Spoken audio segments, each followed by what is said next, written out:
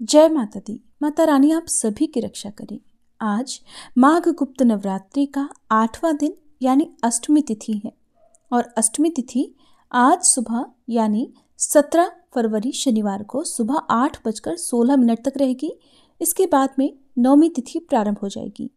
महाविद्या बगलामुखी को 8वीं महाविद्या कहा जाता है। इन्हें पीताम्बरी देवी के नाम से भी जानते हैं। माँ बगलामुखी को पीला रंग बहुत प्रिय है और इनके भक्तों द्वारा पीले वस्त्र अर्पित किए जाते हैं। पीले फूलों से माँ का श्रृंगार किया जाता है और माँ बगलामुखी सोने के सिंहासन पर विराजमान रहती हैं। इनकी साधना करने से, पूजा अर्चना करने से भक्तों के सभी दुखों का नाश हो जाता है और जीवन में आने वाली सभी प्रकार की परेशानियां भी दूर हो जाती हैं। अगर कोई भक्त सच्चे मन से महाविद्या बगलामुखी की पूजा साधना करता है तो उसे वाक सिद्धि भी प्राप्त होती है। इससे वाद विवाद की स्थिति में वे अपने विरोधियों पर बड़ी आसानी से विजय प्राप्त कर लेते हैं। माँ बगलामुखी को पीताम्बरा बगला ब्रह्मशास्त्र विद्या के नाम से भी जाना जाता है। मनुष्य को जीवन की जितनी भी प्रकार की बाधाएं हैं उन सभी से मुक्ति दिलाने के लिए, पापों से मुक्ति दिलाने के लिए माँ बगलामुखी की पूजा मध्यरात्रि के समय की जाती है। और जो लोग मध्यरात्रि के समय ना कर पाए वो सुबह और शाम के समय पूजा कर सकते हैं। खास तौर पर मध्यरात्रि के समय जो भी तंत्र मंत्र की सिद्धि करने वाले साधक हैं वही बगलामुखी माँ की पूजा करते हैं। आम गृहस्थ जन शाम के समय और सुबह के समय जिस प्रकार से बाकी दिनों में पूजा करते हैं उस प्रकार से कर सकते हैं। माँ बगलामुखी की पूजा करने से कोर्ट कचहरी के केस में सफलता प्राप्त होती है। महाविद्या बगलामुखी की पूजा करने के लिए भक्तों को सुबह जल्दी उठकर स्नान करना चाहिए। फिर पीले वस्त्र धारण करके यदि हो सके तो पीले रंग के आसन पर ही बैठकर पूजा करनी चाहिए। चौकी पर पीले वस्त्र बिछाकर माँ बगलामुखी की मूर्ति या तस्वीर स्थापित करनी चाहिए। यदि आपके पास माँ बगलामुखी की मूर्ति या तस्वीर नहीं है और यंत्र हो तो आप यंत्र की स्थापना कर सकते हैं, नहीं तो आप केवल माँ दुर्गा की प्रतिमा की स्थापना भी कर सकते हैं। कलश की स्थापना करके पूजा का संकल्प और व्रत का संकल्प लिया जाता है। फिर माँ को अक्षत, चंदन, रोली, बेलपत्र, पान, मौसमी फल, खास तौर पर पीले फल जैसे केला, संतरा या बेर आदि, सिंदूर, पीले फूल, धूप, दीप, नैवेद्य आदि सामग्री अर्पित की जाती है। फिर माँ बगलामुखी कवच का पाठ करके, व्रत की कथा पढ़ और सुनकर, मंत्रों का जाप करके, सबसे अंत में आरती करके माँ को भोग लगाकर फिर क्षमा याचना करनी चाहिए। परिवार के सभी सदस्यों में माता रानी का प्रसाद बांटना चाहिए। लेकिन आपको ध्यान रखना है कि ये गुप्त नवरात्रि है। आपकी की गई पूजा का आसपास के लोगों को पता ना चले और ना ही इस प्रसाद को आप बाहर किसी व्यक्ति को दें। जो भी हम गुप्त नवरात्रि के दिनों में भोग लगाते हैं वो घर परिवार के ही सदस्यों को देना चाहिए। पूजा करते समय आपको किसी और से बात नहीं करनी चाहिए, क्योंकि माँ बगलामुखी अपने भक्तों की विशेष रूप से रक्षा करती हैं। उन्हें हर प्रकार के बुरे कामों से बचाती हैं, उन्हें सद्बुद्धि प्रदान करती हैं। इसलिए आज के दिन आप जो भी पूजा करते हैं, व्रत रखते हैं, उस दिन आपको भूले से भी दूसरों के बारे में गलत नहीं सोचना चाहिए, बुरा नहीं करना चाहिए।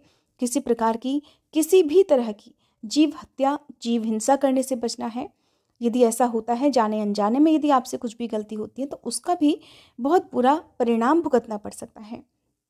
क्योंकि माँ बगलामुखी को पीला रंग बहुत प्रिय है, इसलिए आज के दिन पीले रंग की वस्तुओं का, जैसे पीले मौसमी फलों का, पीले वस्त्रों का आप गुप्त दान किसी कन्या को भी कर सकते हैं।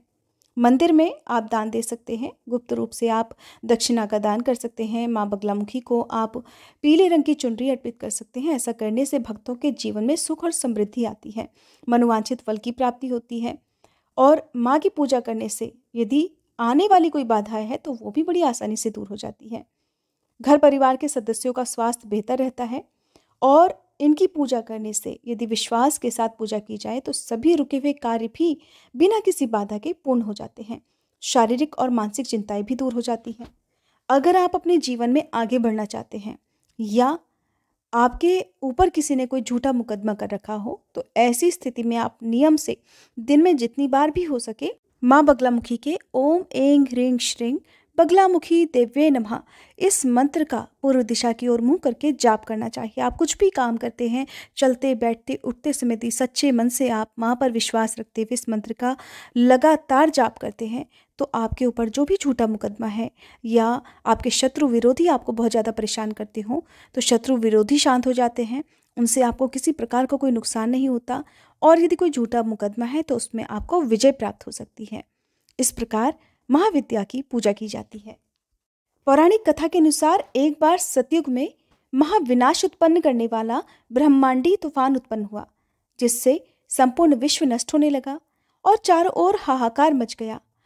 अनेकों लोग संकट में पड़ गए और संसार की रक्षा करना असंभव हो गया। यह प्रचंड तूफान सब कुछ नष्ट भ्रष्ट करता हुआ आगे ही बढ़ता जा रहा था, जिसे देखकर स्वयं भगवान विष्णु भी चिंतित हो गए। इस समस्या का कोई हल ना पाकर वह भगवान शिव को स्मरण करने लगे। तब भगवान शिव ने प्रकट होकर उनसे कहा कि शक्ति के अलावा अन्य कोई भी इस विनाश को नहीं रोक सकता, इसलिए आप उनकी शरण में जाएं। तब भगवान विष्णु ने हरिद्रा सरोवर के निकट पहुंचकर कठिन तपस्या की।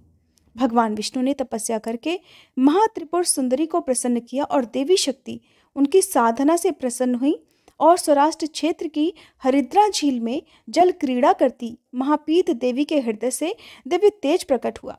उस समय चतुर्दशी की रात्रि को देवी बगलामुखी के रूप में प्रकट हुई। त्रैलोक्य स्तंभिनी महाविद्या भगवती बगलामुखी ने फिर प्रसन्न होकर श्री विष्णु को इच्छित वरदान दिया। तब कहीं जाकर सृष्टि का विनाश रुक पाया। देवी बगलामुखी को वीर रति भी कहा जाता है, क्योंकि देवी स्वयं ब्रह्मास्त्र रूपिणी है। इनके शिव को एक वक्त्र महारुद्र कहा जाता है, इसलिए देवी सिद्ध विद्या है। तांत्रिक इन्हें स्तंभन की देवी भी मानते हैं और गृहस्थ लोगों के लिए देवी बगलामुखी की पूजा समस्त प्रकार के संशयों का, विघ्नों का शमन करने वाली है। ये थी आज की वीडियो। उम्मीद है आपको जानकारी पसंद आई होगी।